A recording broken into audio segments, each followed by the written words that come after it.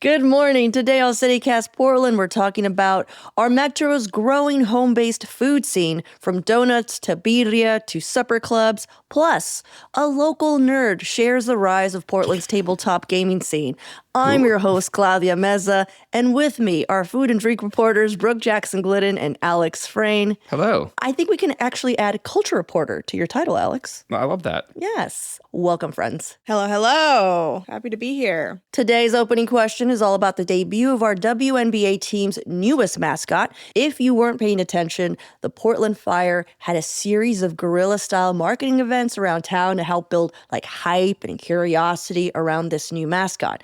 Events many in town found either confusing or distasteful, being that it included imagery of things either being scorched or on fire, which normally I'm like, calm down, guys, whatever. But I do kind of get the outrage just a little bit, since we are in the middle of one of our state's worst wildfire seasons. I think if it were more stylized, it would work better, right? If it were graffitied or very illustrated, oh, there was a fire. It's just weird with there's been past instances of arson over the last few years as well. Exactly. Exactly. Especially the Elephant's Deli burning down. Right. It's just a lot. But look, we all know that our WNBA team has an objectively terrible name. So, of course, the branding and marketing around it is also going to feel kind of wrong and cringy. And yeah, that's my opinion, guys. But also objectively. I like that you objectively. A fact. Claudia's I don't opinion. think it's that bad. I don't think Portland Fire is a good name either. We could have been the Portland Crows. Okay, the Portland Crows would have been good ultimately. We could have been the Portland Tridents. That's not my pick, but that's somebody else's, and I get it. You know, Portlandia's Trident. Oh, That's kind I of cute. guess. We could have been the Portland Bad Bridges, which was my absolute favorite. That's real good. I do appreciate Come on. that. Bad Bridges is so much cooler than Fire. That's what I'm saying. Anyhow, whatever. This weekend, the Portland Fire debuted their brand new mascot, a pink, glitter-breathing dragon named Rose. And I know I just talked mad shit about our WNBA team's name and branding, but I straight up love Rose the Dragon. For one, she breathes glitter. Her tail lights up. She's wearing a crown of roses and platform Nikes. And finally, no way, no how, that dragon is not in drag. Oh, absolutely. Right? 100%. Drag in. She's a dragon. I will say she's a diva. She is the moment. I have been watching all of the videos on Instagram lately. I'm obsessed with her. All I hear is It Girl playing anytime she walks anywhere. She's strutting. She is a twink dragon serving body, and we all know this. That's objective fact. So my question to you both is, which I think you've already answered, what do you think about this mascot unveiling? From the scorchings around town to the mascot itself. And are you in agreement with me that Rose is clearly a drag dragon? I'm hearing that Brooke is yes. Yes, I she was is. so ready. I was just too excited. I love her so much. But I'll let Alex answer, I guess. Well, I like this. I feel really splits our expertise, right? Because Brooke is really knowledgeable about things like drag and these kind of shows and everything. And I spent a lot of my life thinking about and writing about and reading about dragons. So yeah, I'm a big fan. I'm a very big fan. Here's my question though. I keep hearing glitter breathing. I have not yet seen her breathe glitter. Have I just missed it? I've watched a bunch of videos. I haven't seen her spraying glitter out her mouth. Because it would be messy, right? I guess I am wondering about that too. Yeah, we were saying she breathes glitter. I have not seen a glitter They're saying. moment. That's the headline, everywhere is the new glitter breathing dragon. I have yet to see her breathe glitter. Maybe it's imagination time. But that's not fun. Wait, are you saying that we should imagine dragons? Let's get a little glitter gun go. Oh my God. See, this is what happens, Brooke. You let him go first. Technically Kid not. make his silly jokes. Awful jokes. What do you think, Alex? Do you think Rose the Dragon is in drag? Sure, yeah. Okay, cool. Perfect. End of conversation. End of I don't have, We've a accepted. strong position I can really come from on this one, so I'm just going to defer to you both on that. I'm trying to remember. Isn't she wearing some little girly pop jeans too, or am I She's got making that up? what do you call the jersey? She's got a jersey on. Oh, a she's jersey. wearing her. She does look really cute in the tiny little jersey she's wearing. That's right under the butt, tail. I don't know. I think she's got it going on. There's no question. My follow-up question, if I'm allowed to pose it, is if she is a dragon queen, what song is she lip syncing? Oh, so there's a few. One, Okay. That Girl Is on Fire. Oh, immediately great. That's really good. The other, which I would, no, we're not even going there. I was going to give Alex, like, it could be an Imagine Dragons song, but then I was like, you know what? We've already sullied ourselves with I that don't one. think so. Yeah, we don't need to talk about Imagine Dragons ever again, do we? Never But again. what do you guys think? I mean, So my immediate thought was Maneater, because I feel like it Oh, gives that's off a her good one. energy. Yeah, But yeah, it's, she's I also, dragons eat men. right, exactly. That was my thought. But I do think we need to live in the sort of fire space. I was thinking Gold Digger would be good because dragons love gold, but I think the Kanye West of it all would be Yeah, we're pretty getting further away from it. problematic. can I give you a semi-problematic response to that as well? Yeah. Just a segment of Nicki Minaj's rap in Monster. Just her section. okay, I yeah. have to admit, I would On a really loop. enjoy that. Just I that. would really enjoy that. I have to acknowledge my problematic fave moment. She literally quotes Busta Rhymes and says, "Row, row, like a dungeon dragon." You know what I mean? Yeah. Because I That's feel pretty like good. we could, but I don't think A Tribe Called Quest would be good for that because honestly, I think they're too pure.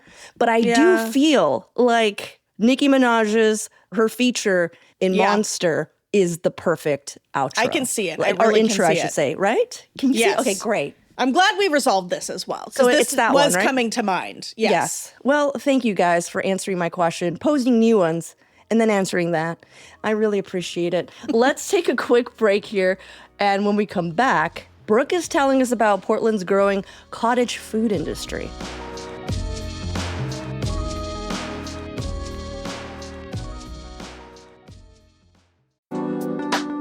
The Montevilla Jazz Festival is happening this Labor Day weekend, September 4th through the 6th. And this year, there's 25 featured concerts throughout the Montevilla neighborhood and Mount Tabor Park. That's 3 days of top-notch, all-original jazz programming, world premieres, and a walkable neighborhood full of music, food, and discovery, including a special opening night at Alberta Rose Theatre, celebrating large ensemble composition, cross-disciplinary collaboration, and the creative voices of Portland artists. Featuring North Pole Studios Rhythm and Hues, which pairs local musicians with autistic and developmentally disabled visual artists, and the debut of Rebecca Sanborn's Shadow Work. Get your pass today at montevillajazz.org. That's montevillajazz.org.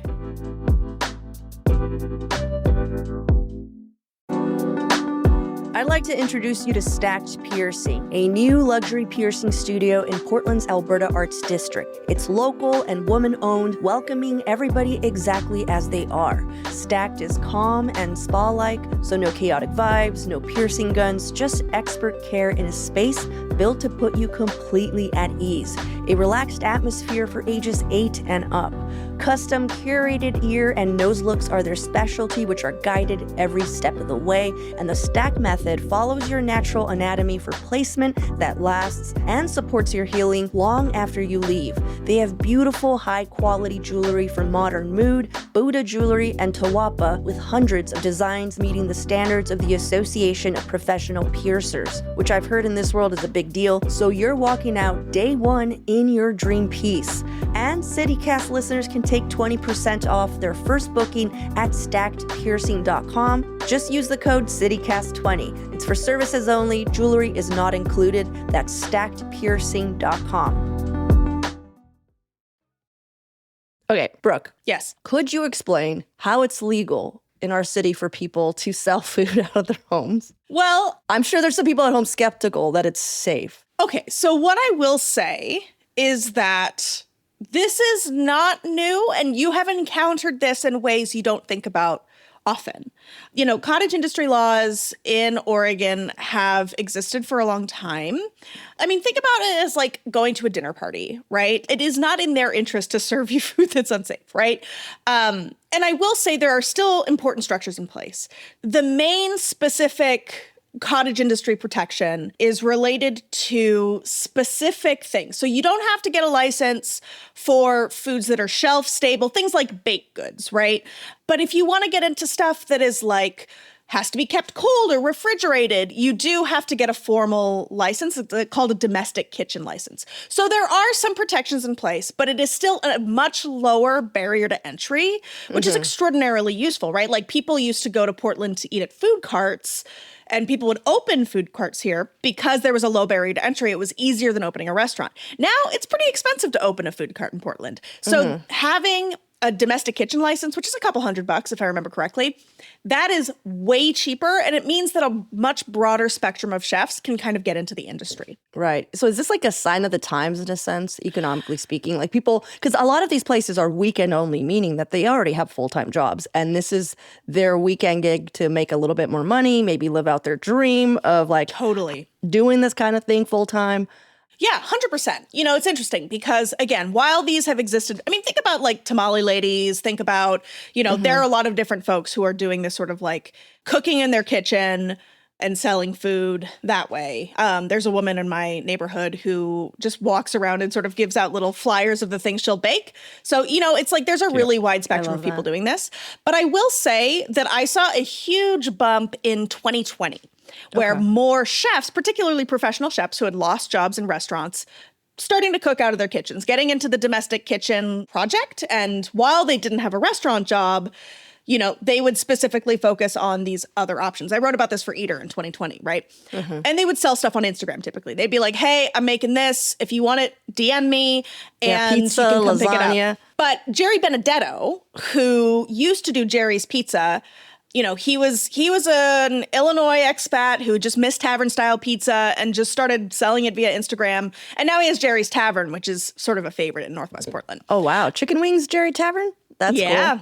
Well, let's talk about some of the spaces, because I know you've written about one in particular, a donut shop that's only open a few days a week. So let's just go through some of these spaces. Totally. Yeah.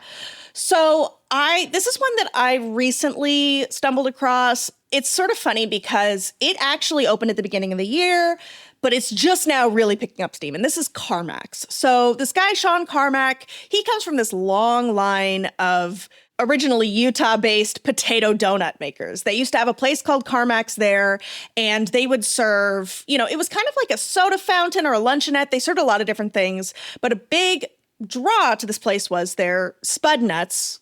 Old chain, the chain kind of fell apart and they created their own family recipe. So these are raised potato donuts. So they're not like a cake donut, which you often see for potato donuts. It's still really light and fluffy and airy. But having the potato in there makes it really soft and like flavorful and moist too. So it's not, you get kind of the best of both worlds, donut-wise. So he lost his job in the fall of last year, almost a year ago. And he was like, I'm just going to start making donuts out of my house. So if you go to his place in North Portland, it's right near Peninsula Park, he just opens up the entryway of his house and you'll see a line. Now the line is nuts. There's a line that goes around the block of people just in his front yard next to his garden beds. And he's selling donuts out of a tiny little case. And he just has like a coffee station that blocks off his living room and he just sells donuts out of his house. And they have become extraordinarily popular. I tried some of these donuts. I think they're my favorite donut in Portland. I can't wait to try it. Really it. light, so good. And they're like $2.50 each, maybe. They're like fairly inexpensive. That's cheap, and it's just very charming. And my favorites, so people know, these are really simple donuts. They're not like putting a bunch of stuff on top of them. It's more like a really simple glaze or like a spiced sugar mixture. The black walnut, it's almost like a maple donut, but not quite as sweet. So good. And the rose are my two favorites. Sound really good. Brooke, didn't Pipsqueak start off in kind of a similar way where she was making her bagels at home and then selling them at farmers markets with the stands? Yes, I think that might be true. So she started at the Milwaukee Farmers Market, if I remember correctly, but really was sort of, and I think a lot of chefs start this way, right? Like they start cooking and testing recipes in their kitchen, maybe sell a little bit that way. And then when they get enough money, they might invest in a commissary kitchen space. What is another space? Like hit some places, Okay, gonna keep moving. Another one, and actually Claudia was the one who turned me onto this place, is one based in Beaver, and it's called Maíz con Raíz.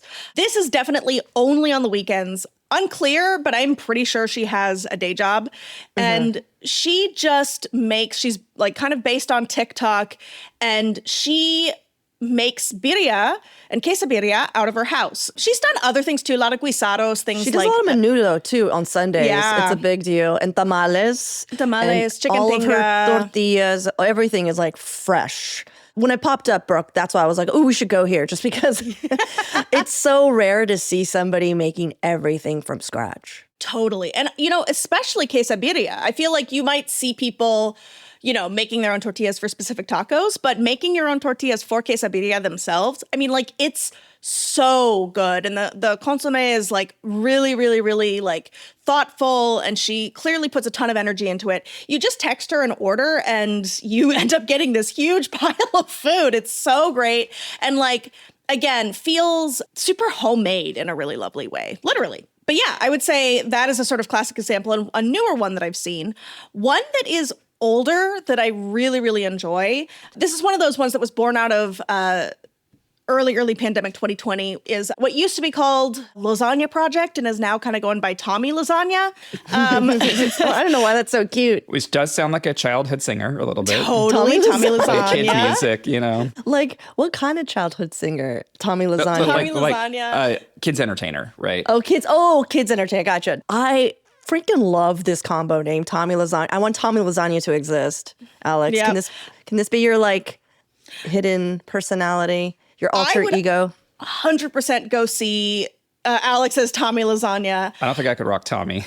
I do also I feel like do. I need to communicate, and this is some very famous Brooke lore, but I did date a girl in college named Anna Calzone, and I feel like Anna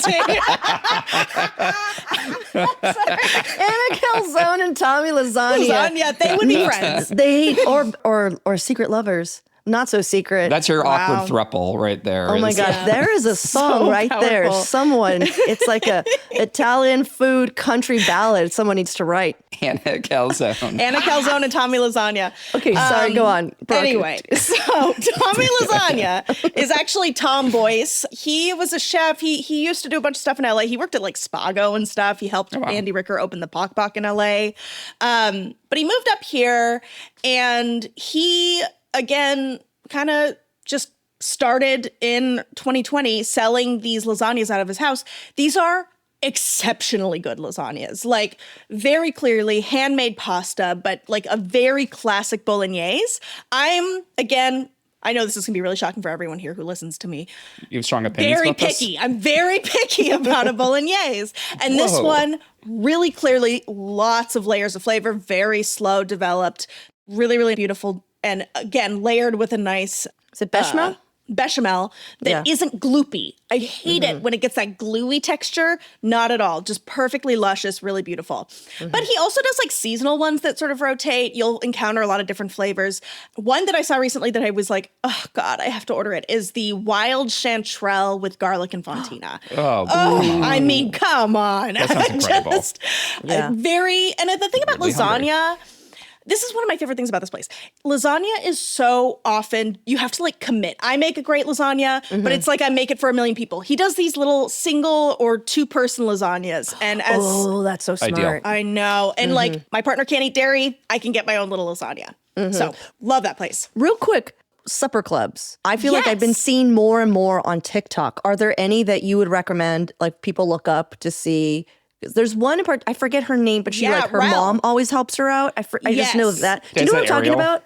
Yeah. It is Yeah. Ariel. Yes. Yeah. Yes. Her supper club looks like so much fun. And everything she puts out, I'm like, I want that. Like, how do we hear 100%. about, like, how do we figure out where to go about these supper clubs? I think Instagram is usually the move. Okay. Totally. Instagram. Cooking with Rel is like the hottest ticket in town. If you can get on that list, That's it is Ariel. so hard to get. Yes.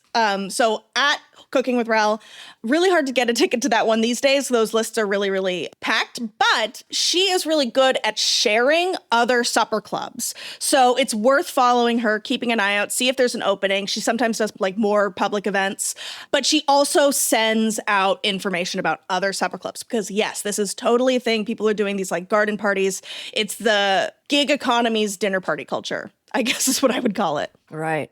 It's so cool. Okay, so there's not like a website I can go to, but that's fine. No, That's fine. I wish. Hey, if someone is willing to Right, the invent that, Portland Dinner Club website. I will say Meetup, if you go to Meetup, that website, like meetup.org or whatever it's called, there are dining clubs that you can find there that are more public. It's just not quite as organized as like a restaurant. It's more like a potluck. Nah, I don't want a potluck. Don't make me cook. Don't make Claudia it says. seriously. Yeah.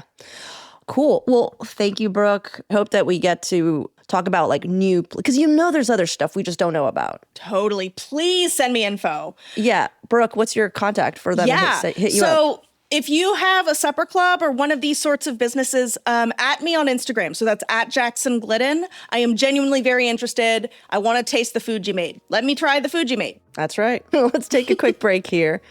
And when we come back, Alex is going to tell us all about Portland's rising tabletop gaming community.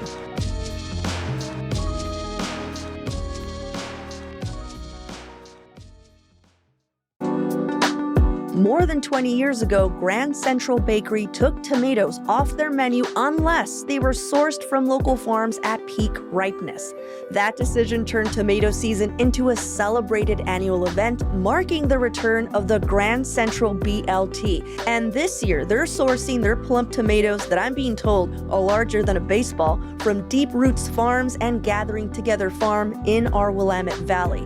They pair up these thick tomato slices with Jack Mountain Meats bacon, crisp lettuce, and rich tangy mayo on perfectly toasted Como bread. That's an Italian rustic white bread with a gold crust and a soft and chewy center, house-made of course. And if bacon's not your thing, just get it without the bacon. It's equally delicious. Or you can add some of these fresh local tomatoes to your favorite sandwich like a Beecher's cheddar egg biscuit, which sounds delicious. Find out why people rearrange their vacation plans for this BLT. Order online at grandcentralbakery.com or at any of their 8 neighborhood locations. And yeah, they do deliver.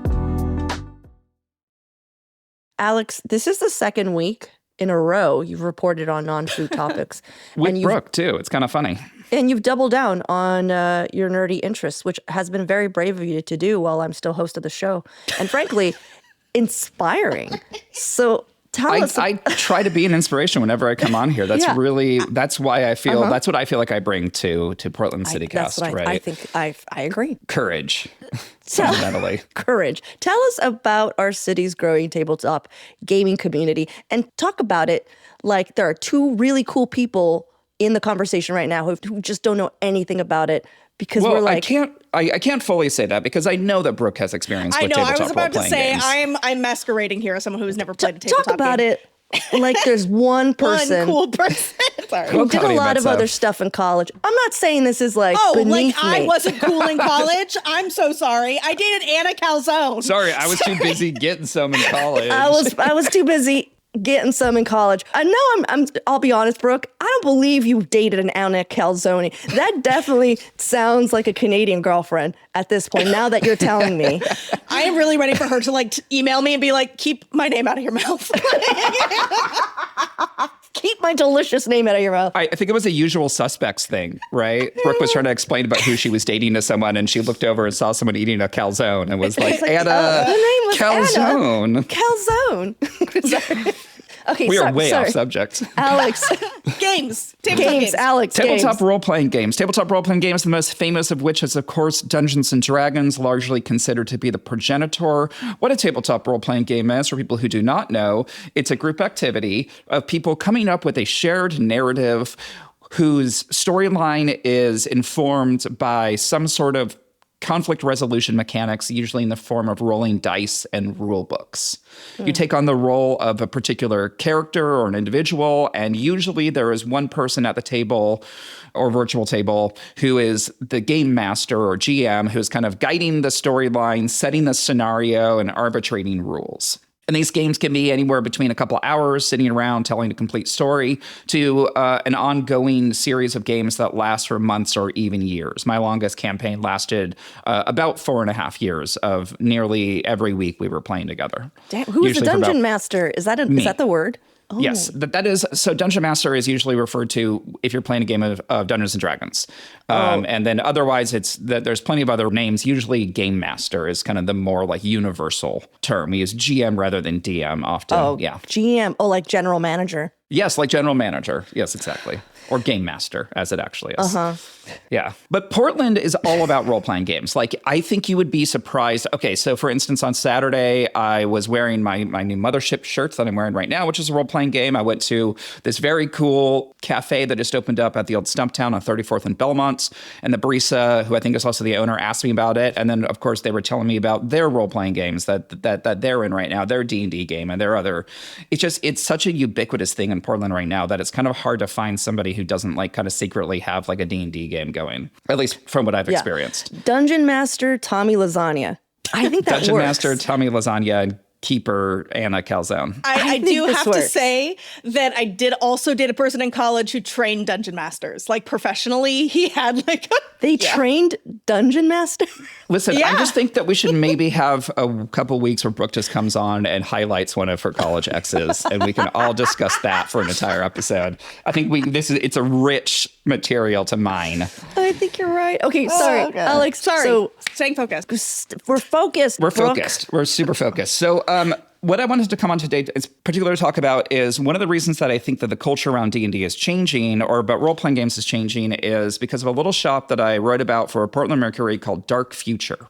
There is a vegan punk and metal music venue on Northeast Sandy called Blackwater. Oh, I've heard of Blackwater. And within Blackwater, there's also an attached record store, which is mostly like metal and punk and hardcore and synth. And in that record store is this little role-playing game shop called Dark Future.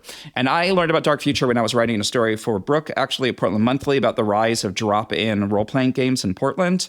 And I discovered this extremely cool little shop and got overly caffeinated and very excited about it. And so I was able to write about it for the Mercury recently. And it's the first place that I've gone to that's a gaming shop that makes me feel like one of the cool kids. Because like you're in a record store and you're flipping through, it's only like vintage and resold and indie releases. It's not any of the new fancy stuff from the big companies like D&D, which is owned by Hasbro, by the way, the big game company. So instead, it's like this little punk rock shop owned by one guy. His name is Chuck. He's usually there himself. He's really big in the music scene. He does music programming for Blackwater and for some other venues around town. He's in bands. And he has spent years collecting vintage and indie releases of role-playing games and now sells them and resells them and buys them at this little market.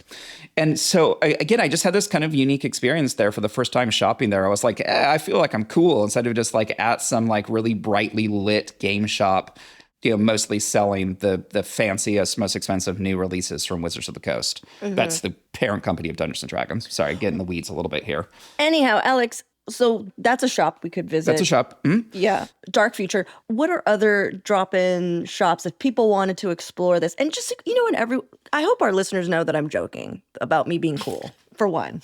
Oh, they know that. They listen to the Claudia, podcast. you don't need to tell anyone that, honey. But you understand. I'm like, I don't want some emailer being like, Claudia thinks she's going to like, girl, I love anime. Another really great shop that I've done a lot of my shopping at is called Guardian Games. So one of the reasons why Portland is so well known for being a gaming city is because we have so many of these shops that are independently owned. Guardian Games is one of the largest game shops. It's definitely the largest game shop in the city. I think it's one of the largest game shops on the West Coast. It's also union operated. It's staff unionized. Cool. That they voted to unionize in 2023. Is that in Southeast, Guardian That's Games? in Southeast. That's right off of MLK. It's I've on been like there, yeah. It's in between like Water and MLK. That's where you can go to get like newer releases. I think Dark Future is as great of a game shop as it is, might not be the best shop in town for really new players. I think it is kind of one of those places where like older players are going to be nostalgia driven, finding these like ancient treasures that they've remember from their childhood, and a lot of cool indie releases. And it really supports the local indie developers. But for people who are just starting off in the hobby, Guardian Games just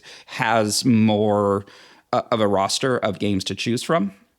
Both of them have really helpful people who will help you if you're a new player. Okay. And my second question, my follow-up Yes. is for someone who wants to get into tabletop gaming, but they're overwhelmed because there's so much, right? And maybe Absolutely. they don't want a 4-year campaign. Like, what would you suggest is a good, here's a nice little intro? There's a lot of opportunity. Instead of saying like a particular system to buy, I think if you're trying to get into the hobby and you don't have, say, somebody who has an open seat at their D&D table, there's a lot of opportunities now for drop-in games in Portland, both for Dungeons & Dragons and other systems. Like one of my favorites is called Shadow Dark, and that's like a simplified version of modern D&D created by a single woman. And you can find games of Shadow Dark and D&D and single woman? Morkborg. Like not A single mom. She's married. Games. She's married to a woman. I just mean that it's a single. It's a single author. I was like, Reb McIntyre. All the single ladies. All the single ladies. Sorry. Yes. Anyways, Shadow Dark, Dungeons and Dragons, other games. There are places all around town that offer you the opportunity as a new player or as an experienced player or whoever else is to drop in and sit at a table and see if you like this experience. I think that's great, Alex. I'm sorry that we're a peanut gallery over here. That's why I come on. TPK Brewing at the top of Hawthorne is really well known for that. That's why it was developed. It was developed as a place to come in and either play your own role-playing games or sign up for theirs. They also have drop-in dungeons, which is something that I read about, which is this program that offers drop-in D&D and other gaming experiences at bars and restaurants and venues across Portland. There's a place like Statera Winery has, I believe, still is offering their Wednesday drop-in D&D games. That's awesome. There's just more opportunity today than ever before to find yourself like a group and get into this. What I think is just one of the best hobbies. I mean, it's such a huge part of my life. It's created the friends that I have. It's really built my entire social life is kind of built around my group in a lot of ways, because I think there's something so special about being able to play a role-playing game with your friends. You have this immediacy, and you don't have any of the noise of the outside world and of brands trying to vie for your attention. It's just what you were doing with your friends in the immediate moment of creating these stories that come up out of nowhere in this kind of shared, collaborative, imaginative world. Do you ever fight dragons in drag? I mean, you certainly could. Okay, new idea, business idea from Brooke. Dungeons and Dragons. Actually, I think this exists. Well, there's already been. Does this already exist? Yeah, I mean, there's absolutely like an actual play game called Dungeons and Drag Queens, which is drag queens sitting around playing D&D with like Brennan Lee Mulligan, who's a famous improv artist. What is Dungeons and Drag Queens? So it's It's an actual play show. Yeah. So actual play means people who are actually playing a role-playing game, and then they record it and usually edit it and put it online. And it's drag so queens. Critical Role is kind of like is. the biggest of these. This sounds amazing. I want to see this. There are so many of these available. For people who are fans of RuPaul's Drag Race, if I remember correctly, Alaska has been on that show pretty consistently. And if I remember correctly, maybe Monet Exchange also. But it attracts high-profile drag queens Absolutely. to play Dungeons and Dragons. That's Dungeons so and Drag cool. Queens. Dungeons and Drag Queens. If you're thinking for some suggestions for RPGs to start with, like the one I mentioned, Shadow Dark is one of my personal favorites. It offers a very streamlined look at modern D&D. There's a game called Into the Odd, which I really love. That's by this guy named Chris McDowell, who's kind of a genius, and it's a really, really, really simplified way to get into the hobby in general. There's also a series of game structures called Powered by the Apocalypse, and I'm getting way into the weeds here, but it offers a little bit more of a narrative form of gameplay, and there's hundreds of different titles across that. Some of the most famous ones are like Thirsty Sword Lesbians is a Powered by the Apocalypse game, which is about like queer love and sword fighting and adventure and enemies to friends and enemies to lovers archetypes and things like that. There's another game called Glitter Hearts, which I'm a fan of, which is like magical princess powers, like the Sailor Moon sort of like trope of like transforming into like a magic girl. These are not gendered, by the way. Any of these don't have any interest in like having a specific gender or anything like that. But Monster of the Week is another Powered by the Apocalypse game for fans of like Buffy the Vampire Slayer or Supernatural or the X-Files, like these kind of like weekly Monster of the Week format games. That's why it's called that. Yeah. There's so many. Mouse Ritter is a great game for people who grew up reading Redwall. You play mice on adventures in a dangerous world. I will say a game I loved in college that is maybe a little too, I don't know if it aged well, is a game called Everyone is John, where everyone plays a different voice inside John's head and tries to get him to do stuff. That's really cool. Who is John? He's just kind of a man who is dealing with some competitive thoughts in his mind in Minneapolis. I'll send the game to folks. This sounds like a fever dream. Okay, we're running out of time. Exists. Is there a website or something where people can go and like explore more of this stuff? Yeah, check out Drop-In Dungeons. Just Google that. I can't remember the name of the actual We'll put it in the address. show notes. Just give me show notes. And then really one of the best places to find games or to get into hobbies like this in Portland is Discord servers. Okay. There's a whole bunch of different Discord servers, and I can send you the notes for those. But there's a lot, and there's a really big community in gamers that are like on Discord across various servers. Well, thank you so much. I appreciate you both hanging out with me. Thanks, Alex, for, that was really illuminating. Some of these games, I'm just like, what? The John game, Brooke, I still don't believe in, but I'm excited to look into it. Okay, there's a game where you're literally sitting around a table texting each other about your missing friend called Alice is Missing, where no one talks the entire time, and you're literally texting each other in the same room. I can't imagine you in a game where nobody talks, Alex, but let's... Wow, I can't believe you're saying that to me today. The most literally by far out of the three of us, the most laid back today. Okay. I was asked to be here. So. All right. I love that. It's like, you invited me. I wasn't. I just showed up. All right. Well, y'all, I love you. Thank you so much for hanging out with me. I hope that if you guys, anyone listening has any questions on this stuff, like hit us up. We can always ask Alex and or Brooke on any of this stuff. I will always be down to chat about that stuff. Yeah. Portland at citycast.fm. Thanks again, guys. Happy to be here. Thank you.